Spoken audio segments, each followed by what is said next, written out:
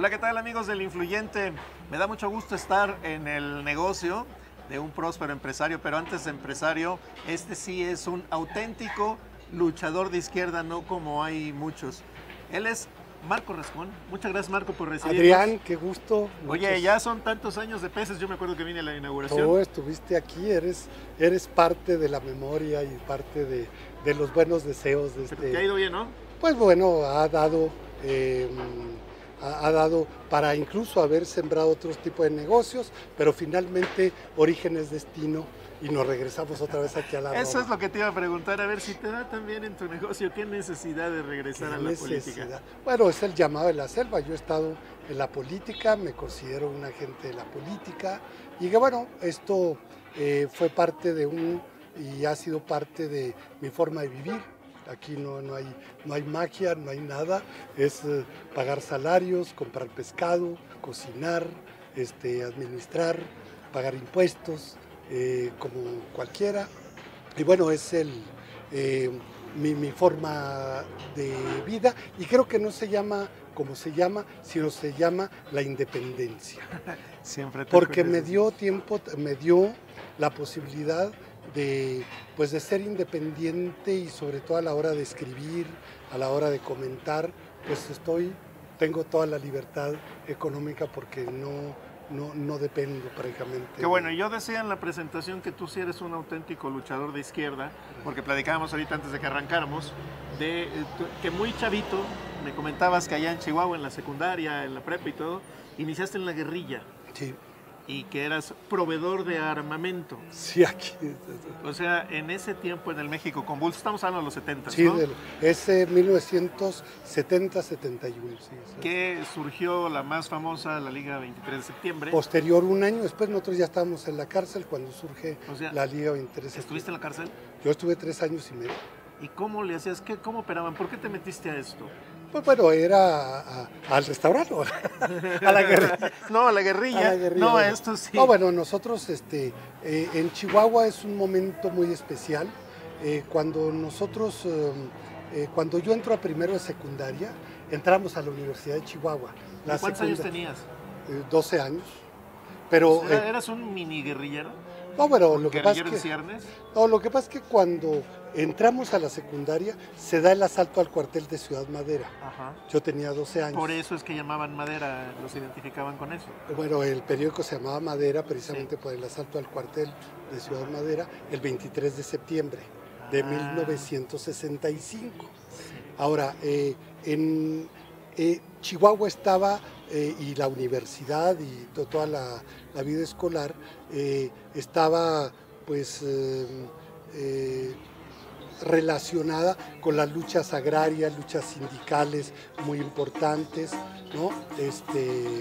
Había una gran efervescencia política. Nos toma también 1968, otros tipos de movimientos desde 1967 que nos hacen ver la ciudad el 2 de octubre, el 10 de junio, como la única salida que tenía nuestra generación para poder cambiar al país. Nosotros desde muy chicos entramos fuimos llamados por... O sea, fue una lucha ideológica que terminó en las armas porque era el cambio que ustedes veían. Y porque el gobierno tenía una posición absolutamente autoritaria, cerrado. Ser joven casi era un delito, el asunto de todo el movimiento estudiantil con una vocación democrática pues fue masacrado en la Plaza de las Tres Culturas.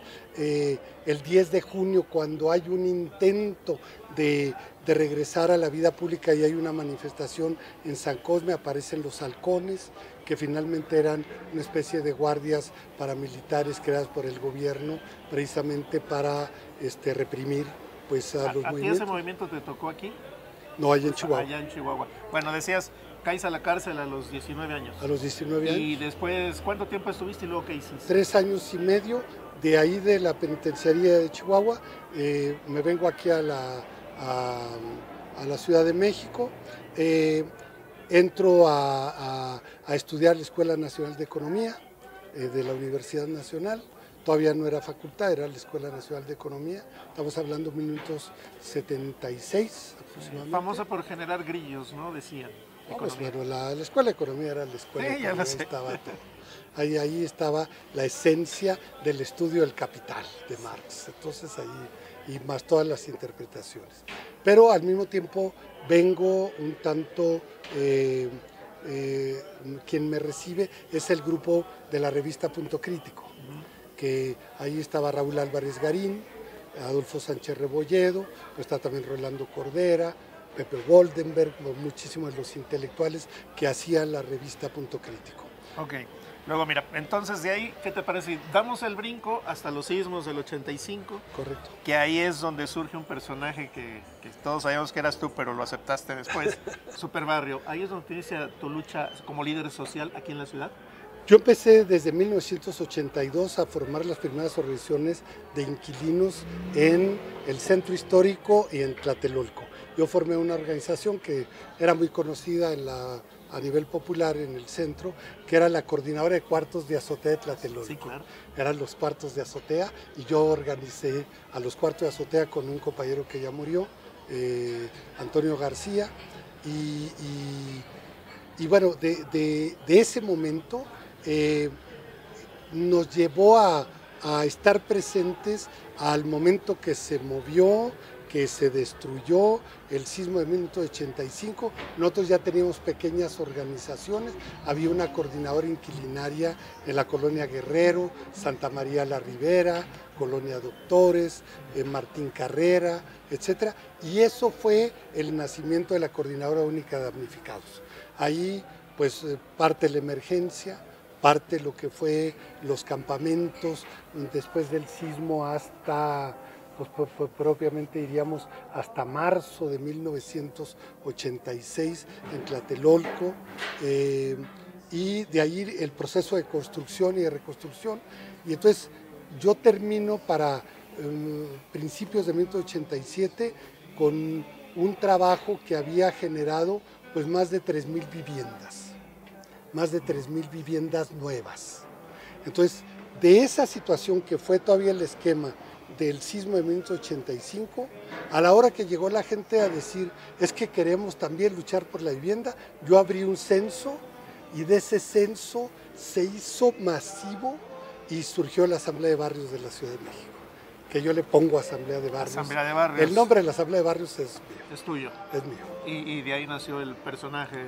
Y entonces de ahí, cuando yo ya me vi totalmente pues solo con una cantidad de problemas y de responsabilidades, yo construí un dirigente que estaba por encima de mí y era un enmascarado y se llamaba Super Barrio. Super Barrio. Oye, bueno, de ahí surgieron varios liderazgos, o a lo mejor ya lo habían, pero se integraron en un núcleo político que los aglutinó la escisión del PRI, que después se encabezó Cuauhtémoc Cárdenas, y nace el PRD, gente como René Bejarano, en fin, con mucha gente. Así es como surge después. La Asamblea de Barrios es una especie de bisagra, ¿no?, entre 1985 y 1988. Es decir, en 1988 el resultado y la fuerza de todo el movimiento democrático no se puede entender sin el 85.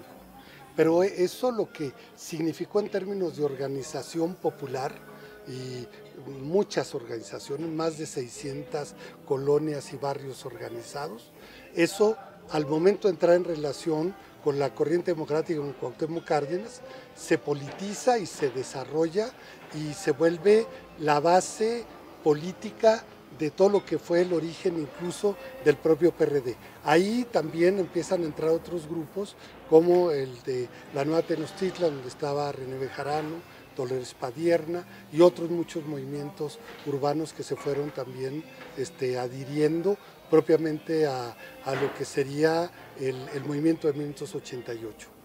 Bueno, era necesario platicar todo esto, sí. Porque eres candidato a jefe de gobierno y bueno, la gente que va a votar tiene que saber claro, que tienes una historia, que no eres ningún improvisado. Pero el clímax de tu carrera política, cuando menos cuando detonaste, fue cuando te pusiste una máscara de cerdo en un informe de Ernesto Zedillo y creo que fue cuando te robaste el show Y de ahí que, pues creo que hubo varias represalias, ¿no? No, bueno, o sea, ahí, ¿cómo se llama? Fue una especie de suicidio político. ¿Por qué? No, porque, bueno, me enfrenté a toda la clase política. ¿Pero tú solo? ¿Nadie te dijo? No, no, no, no. ¿No pedías permiso? No, fue solititito, esto fue resultado de todo un proceso interno, era una discusión dentro del propio PRD, ahí surge las diferencias con Andrés Manuel López Obrador, por el pacto de López Obrador con Ernesto Zedillo. A ver, es que hace relativamente poco hablaste o escribiste de eso.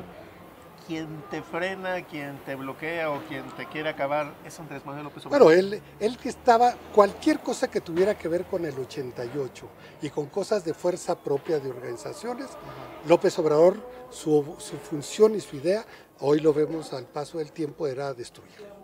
O sea, destruir la izquierda desde adentro, mientras Salinas se dedicó a asesinar a 600 perredistas, Zedillo pensó en otro esquema de contrainsurgencia y fue a comprar a los liderazgos, empezando con Andrés Manuel López Obrador.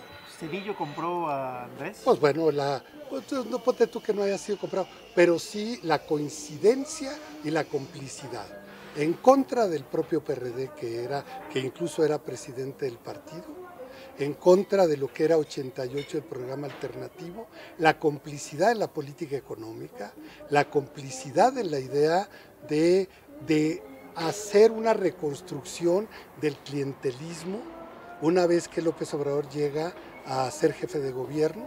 Y a partir de ahí, bueno, pues hay una cantidad de diferencias que yo las fui documentando a través de mis entregas periodísticas a lo largo de 20 años más o menos. Sí, a ver, está dando el informe Ernesto Zedillo y tú apareces con una máscara de cerdo y lo... Porque ahí sí van a anunciar uno de los acuerdos.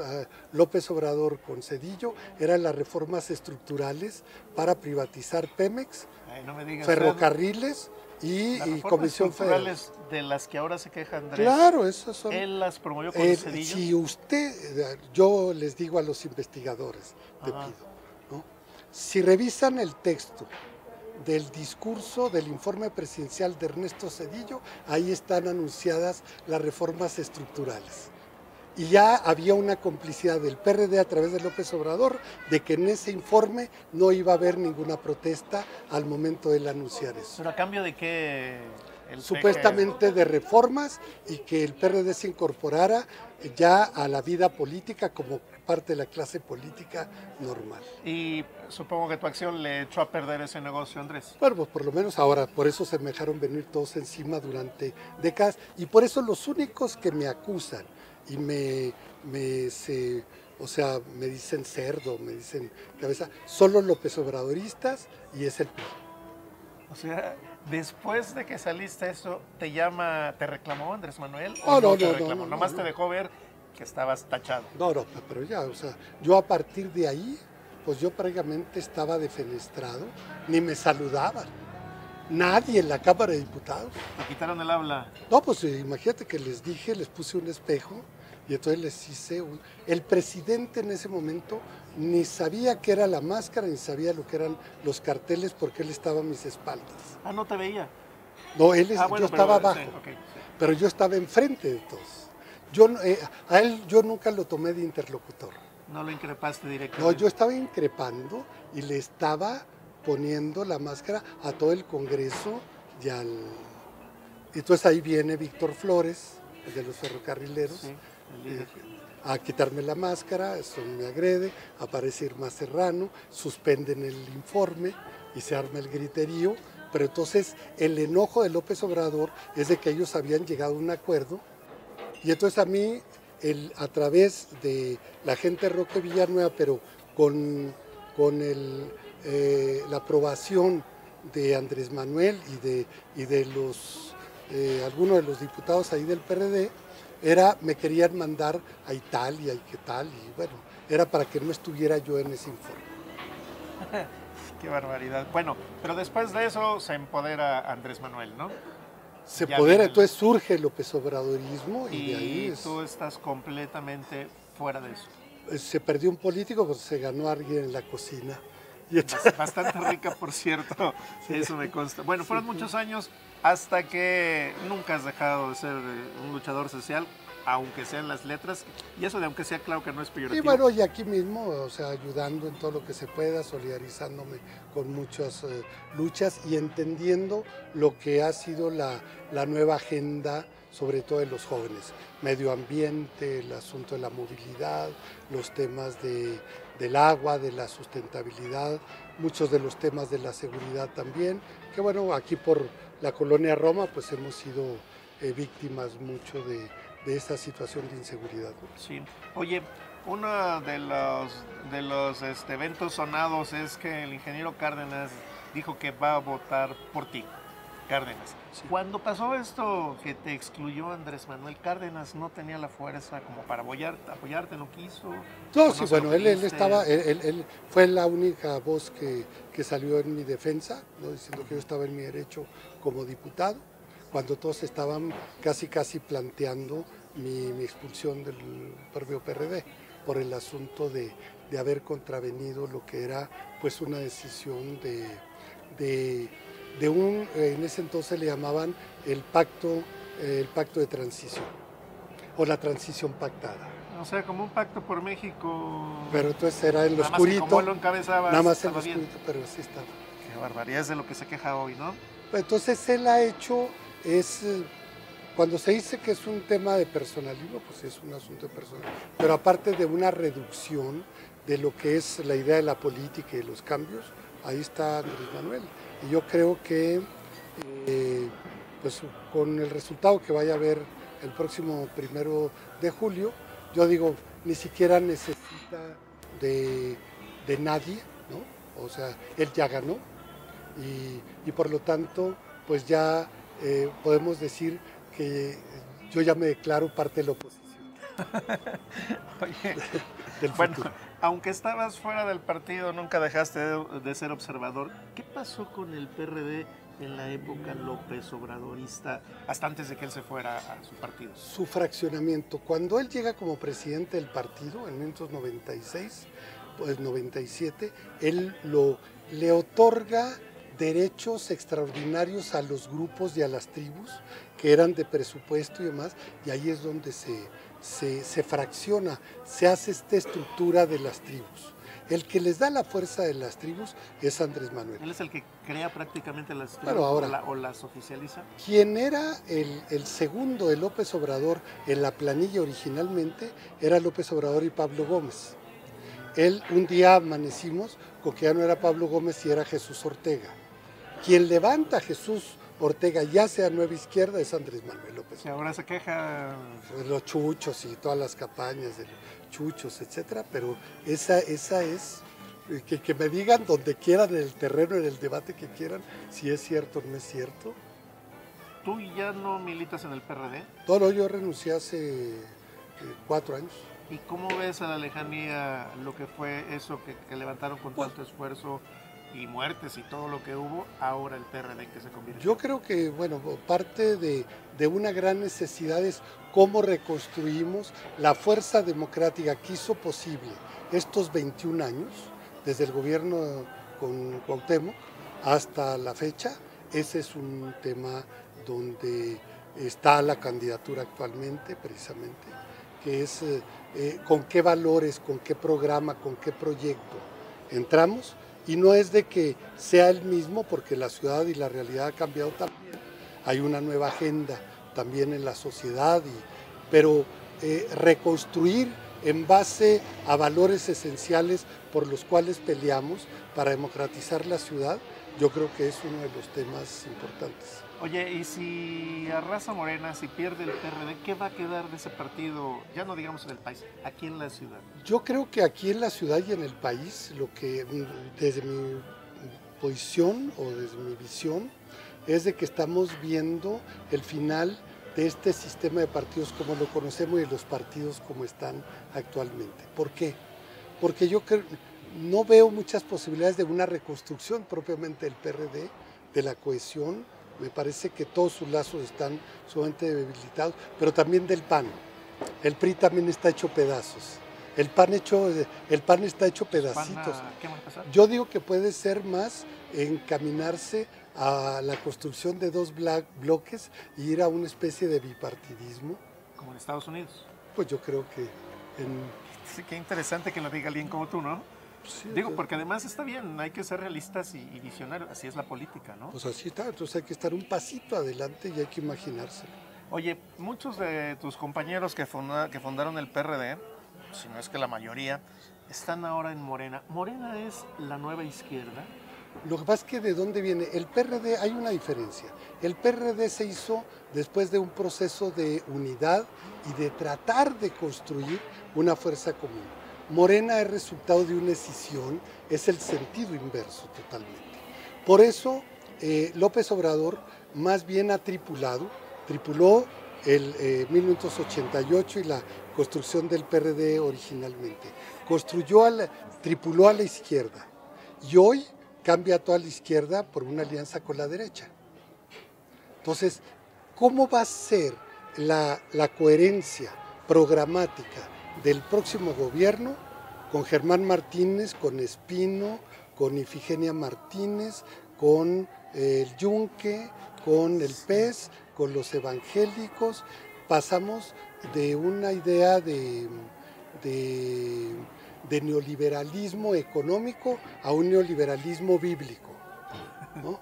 O sea, la izquierda como tal ya se perdió, ¿no hay izquierda? Pues bueno, lo que estamos viendo, tanto en la ciudad como en el país, es un giro a la derecha y se quedó el país también sin una alternativa distinta. Creo que en los 4 candidatos a la presidencia, más también aquí, sus reflejos aquí en la ciudad, no hay una visión o una posibilidad de cambio del modelo económico.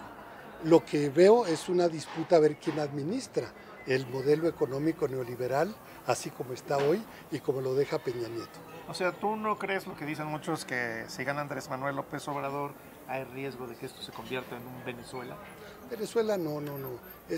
Está, a diferencia de Venezuela, aquí está la sociedad y sobre todo si algo desorganiza y está desorganizado es Morena. Es decir, lo que se conjuga alrededor de Andrés Manuel es alrededor de Andrés Manuel. Andrés Manuel nunca no organiza sociedad, no organiza movimientos. Andrés Al Manuel contrario. Es Morena. Andrés Manuel es Morena. Es llenar el zócalo. Ah. Es individualmente, te vas y te sumas individualmente. Pero todo lo que es una verdadera estructura de movimientos, a diferencia que fue el Frente Democrático Nacional, que fue lo que dio origen también al propio PRD, pues eran movimientos que venían desde la lucha armada, cristianos progresistas, movimientos sindicales, los de 68, los del 71, los movimientos agrarios, campesinos, estudiantiles, el CEU, etcétera. Todo eso era lo que integraba el movimiento y le daba un cuerpo y la idea de un proyecto político alternativo. Morena puede ser el primer partido efímero que sirva únicamente para una elección. O sea, si su líder acaba, ese partido se acaba. O llega a la presidencia, lo primero que va a hacer es destruir a su propio partido. Eso. Qué barbaridad, está bueno lo que dices. Oye, bueno, mira, vamos ahora a tomar, finalmente eres candidato a jefe de gobierno, vamos a entrar en ese tema, pero dime una cosa, a ver, Purificación Carpinteiro, ¿fue tu pareja 4 o 5 años? Sí, 4 o 5 años. ¿Y ahora son rivales? Bueno, pues ahora, aquella ha tenido, tanto que nos conocimos antes como que nos conocimos después, y una cosa de un mensaje que se puede mandar al PRD y a Morena, ¿no? Con el caso de Purificación, de que aprendan a cómo se puede separar uno de manera civilizada. ¿Te llevas bien con ella? Sí, eso somos amigos. Ahora, obviamente, pues cuando se presentó fue una sorpresa para mí, O sea, ni idea tenías que ella iba a ser candidata, eso no lo platican.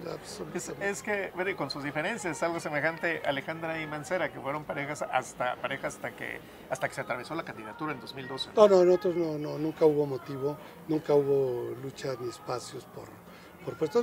Fue de Puri yo la veía ahí haciendo empresas de cosas de comunicaciones, desarrollando pues, lo que ella ha venido desarrollando desde Brasil y profesionalmente, pues es una gente capacitada en eso, y de pronto, bueno, pues aparece como candidata, pues bienvenida, o sea, ¿no? De que dijimos, bueno, pues ahora para un poquito para telenovelas, pero... Oye, ¿platican ustedes de la campaña o de los temas? No nos hemos encontrado, no nos hemos reunido a hacer ninguna cosa de balance, nos hemos visto en los debates, nos saludamos bien, porque no hubo, como te dijera, pues hubo respeto, había diferencias, obviamente no agravios. Distintas, no agravios y no falta de respeto tampoco, y entonces, bueno, pues ahora sí que, adiós, ¿cómo se llama? Ahí lo estamos viendo, ¿no? Oye, ¿y por qué aceptar la candidatura del Partido Humanista? Olvidémonos de la ideología del humanista, ni es un partido pequeño, si tú eres un luchador con tanto tiempo aquí. Pues bueno, ahora con Luciano Jimeno, que es el coordinador, pues yo creo que fue por tanto el trabajo del propio Luciano que se logró mantener el registro como partido local. Pero eso estaba en un cajón, es decir, o estaba ahí y no estaba tomado en cuenta. De repente se pretendió incorporarlo a la idea del frente, pero ellos también estaban en la idea o la suerte de entrar al frente y desaparecer prácticamente como partido, o entrar y jugársela con una candidatura propia. Yo venía del intento de ser candidato independiente desde la Asamblea Constituyente y luego intenté organizarme para ser candidato independiente para jefe de gobierno.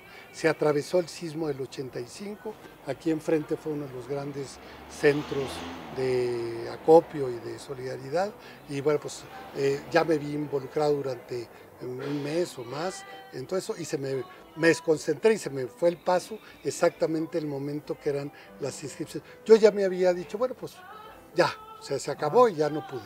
Pero en eso apareció el partido. Con Luciano me conozco desde hace 35 o más años. Él viene del grupo de Berto Castillo.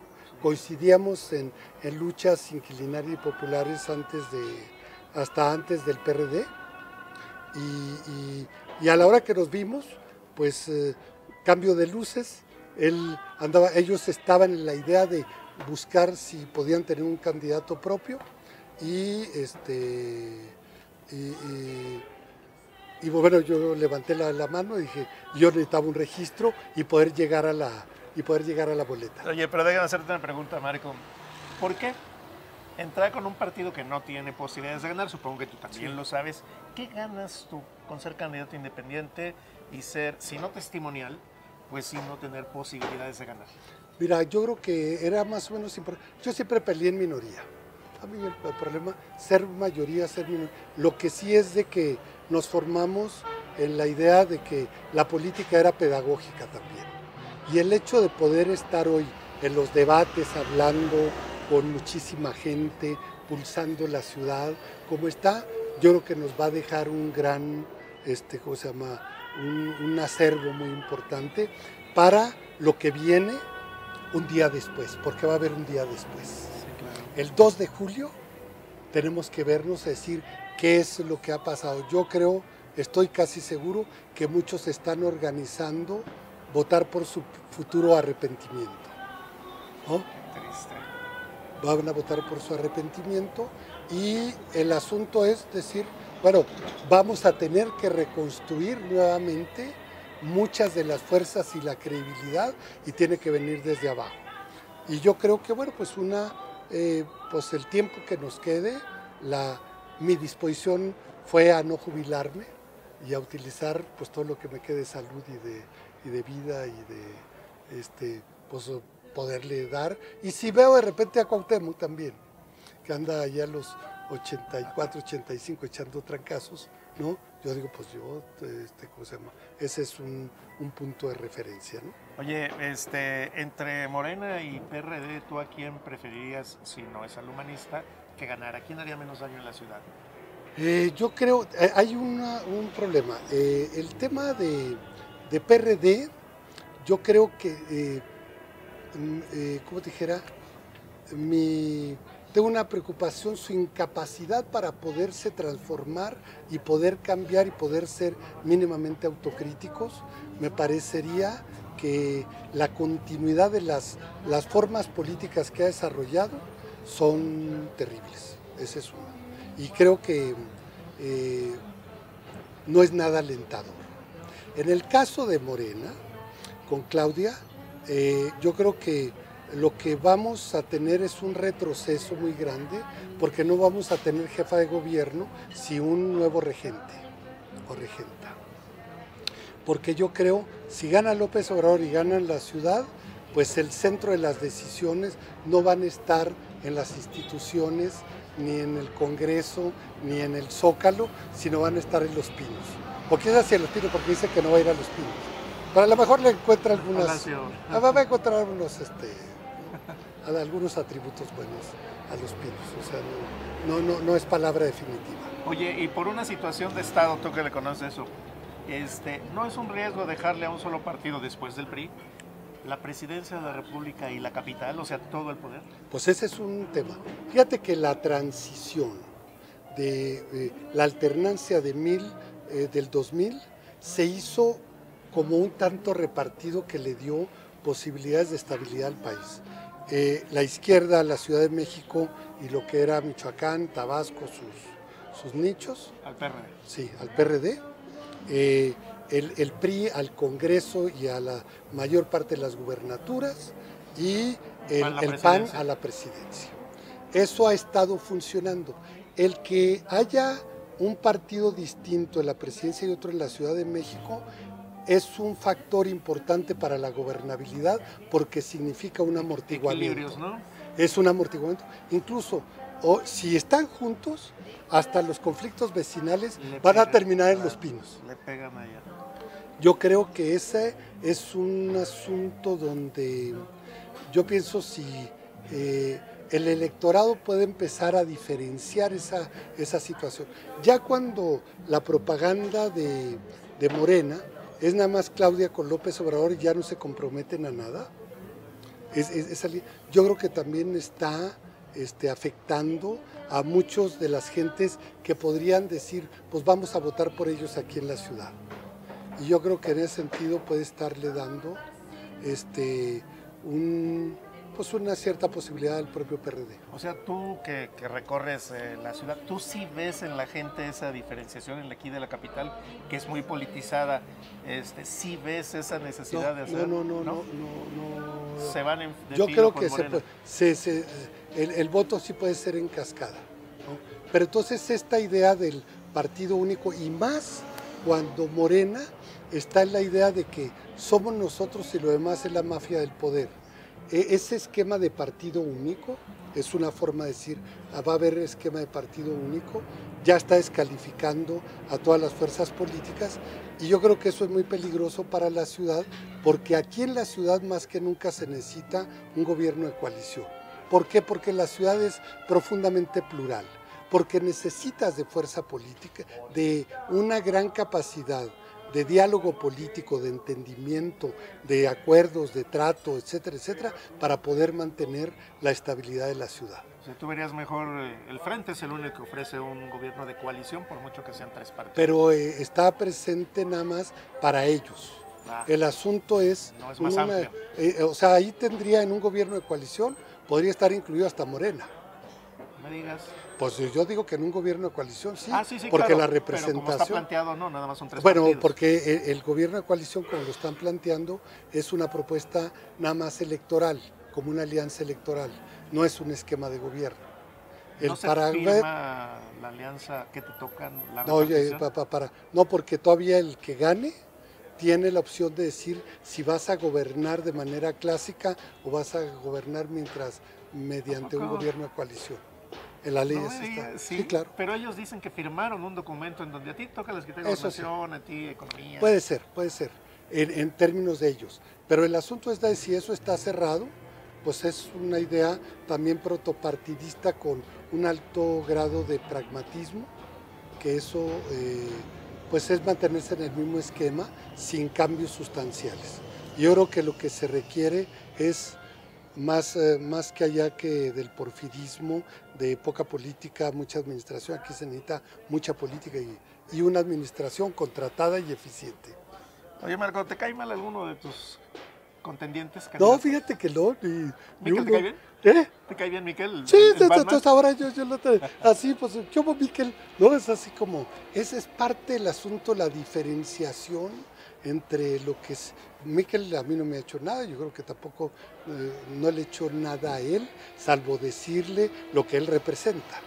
Ese es yo creo que los términos de pelearte con lo que representas, las políticas, yo estoy absolutamente en contra y se vale hasta ridiculizar el asunto de las propuestas del propio Miquel, pero creo que esto no tiene tintos personales y ahora que nos hemos visto y cada vez que nos vemos y bueno, y yo creo que no sé cuál puede ser la opinión de Miquel, pero tiene que ver también con su visión política.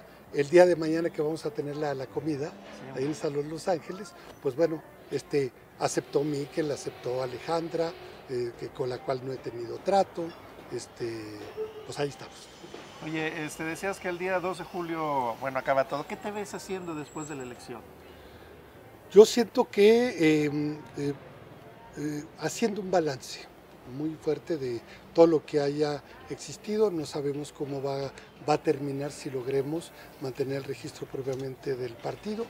Yo lo estoy viendo más allá, ya mi meta no es el registro del partido, pero aquí pueden pasar muchísimas cosas. ¿Tú declinarías por alguien o alguien te ha pedido que declines? No. Ya Oye, pero aparte al principio que empezaron ahí la cosa, dijimos, o sea, nos vemos y nuestro resultado electoral, con ese podríamos empezar a la idea de hacer política bajo el nuevo esquema y también dando argumentos de una nueva forma de gobernabilidad para la ciudad. Oye, propuestas que tú has hecho como, me acuerdo, la creación de un banco. Sí. ¿Esos lo podrían tomar en cuenta quien gane? Yo siento que es una necesidad. Ahí hay una fuga de 1.350 millones sí, eso de pesos en el debate, en las comisiones. Es mucho dinero, nada más en el pago de la nómina. Nada más en el pago de la nómina por comisiones bancarias son los 1.350 millones. Son 6 veces el costo de la política social, 6 veces. Es un dinero. Es un dinero. Entonces yo digo que no es una locura, es el asunto de hacer una política consistente, ¿no? De económica. Podemos atraer recursos a través de las Afores, podemos hacer tarjetas para muchísimas cosas de ahorro, de crédito, para financiar nuevas empresas, para hacer una política. Tendría que ser una banca de crédito público con una orientación social de bajo costo en su operación, porque hoy la gran tendencia es a la digitalización, ni siquiera necesitaríamos abrir sucursales ni nada, sino es pago por tal, pero al mismo tiempo la transparencia de los ingresos, todos los ingresos. Diariamente tú podrías saber por numeritos cuánto ingresó de predial, cuánto ingresó de totalmente transparente. Absolutamente transparente porque ese banco es el banco de la ciudad. Interesante. ¿No? Entonces, son reformas, les gustan mucho las reformas estructurales, pero únicamente para privatizar.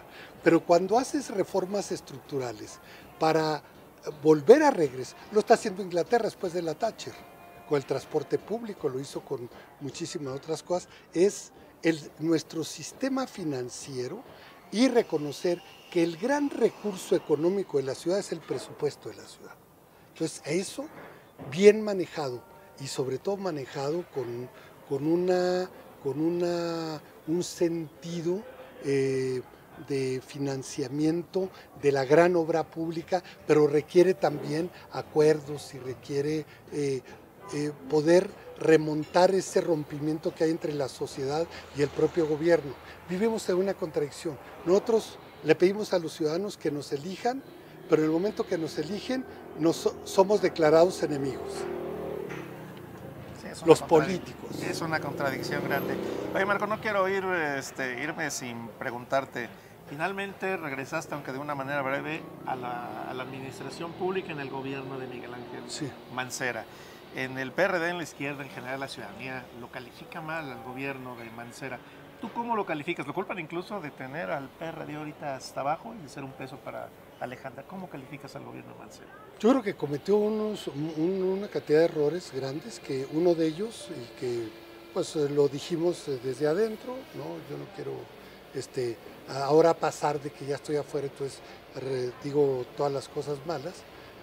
Yo hice una carta a Mancera antes de postularme ya para salir, porque era decir cuáles eran mis motivos también de surcar y irme por la vía independiente para el constituyente o para jefe de gobierno.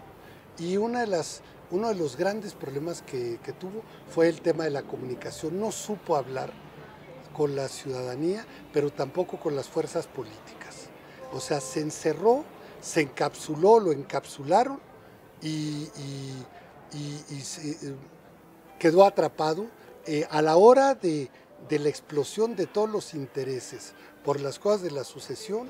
No tenía un cuerpo político realmente para poder enfrentar eso. Sus amigos eran relativos,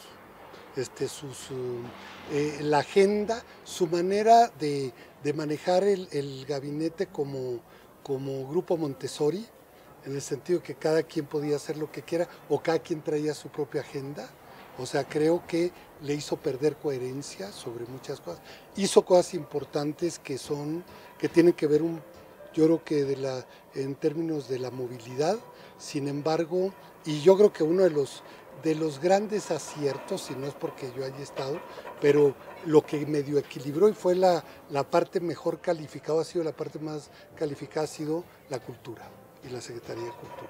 Pues una cantidad de festivales, el asunto yo creo que se tuvo relación, comunicación, y fueran de Morena y fueran del PRD, con todos platicamos, y tratándose políticas públicas, a todo mundo se le apoyó como se pudo, sin el asunto de los membretes, ni siquiera el PRI, que si Antorcha Campesina quería el teatro para hacer concursos de declamación y oratoria, a todo mundo, tratándose del desarrollo de la cultura. Fue muy abierto. Eso no estuvo correspondido en la parte política. Y lo que más se le acusa, pues todas las cuestiones de una asociación malavida con el sector inmobiliario, que creo que tenemos que pensar en el sector inmobiliario como una fuente de inversión, pero creo que a él se le tachó de complicidad y de ser parte de los intereses de ese desarrollo inmobiliario. ¿Se quedó solo al final? ¿Cómo? ¿Se quedó solo al final? Muy solo, muy solo. Ahí en esa parte de soledad, yo te la pondría, esa es después de que él anuncia, cuando él anuncia que ya no va como candidato después de que y que el único que está atrás es el ingeniero Cárdenas. Es el respaldo y la estabilidad por los 21 años de todo el proceso. El ingeniero Cárdenas no está ahí, él lo que representa son los 21 años del proceso y donde está lo bueno y lo malo de lo que se han construido a lo largo de estas administraciones. Por eso creo que a la hora que nosotros tratamos de reconstruir o de poner en el debate lo que fue el proyecto Una Ciudad para Todos de 1997, pues podemos decir, de acuerdo con la infraestructura de la ciudad, el eje central es Cárdenas. Muy bien, Marco. Oye, te quiero hacer ya de salida 10 preguntas. Lo primero que se te venga a la mente, yo te digo un nombre. Okay. Entonces, Andrés Manuel. Daño nacional. Mancera. Un hombre atrapado en las circunstancias. Superbarrio. Una leyenda y un símbolo construido como ciudadano colectivo en la ciudad, por sus propios habitantes. Sheinbaum, una mujer capaz, una posible nueva regencia de la ciudad. Miquel, una propuesta que trata de regresar la ciudad a lo que fue el viejo régimen. Barrales, una mujer, una candidata,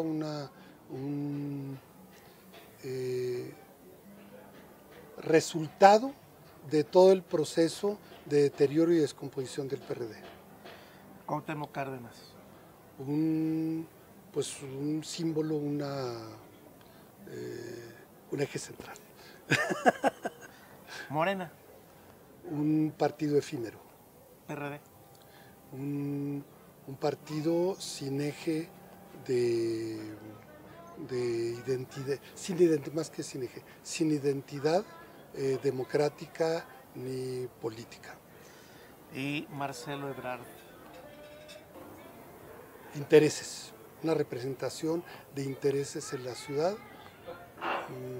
no tanto de democracia para la ciudad. Oye, Marco, la verdad que te agradezco muchísimo la confianza, el tiempo, gracias. La entrevista aquí en tu restaurante Peces, que ya tiene 20 años, me decías, y que el que quiera venir está riquísimo la cocina. Y que es el único lugar que no es de Carlos Slim. Todavía. Todavía. Y que sigue siendo por el pescado aquí a la Viga, ahí nos ven en las madrugadas y acá también en la vieja Viga.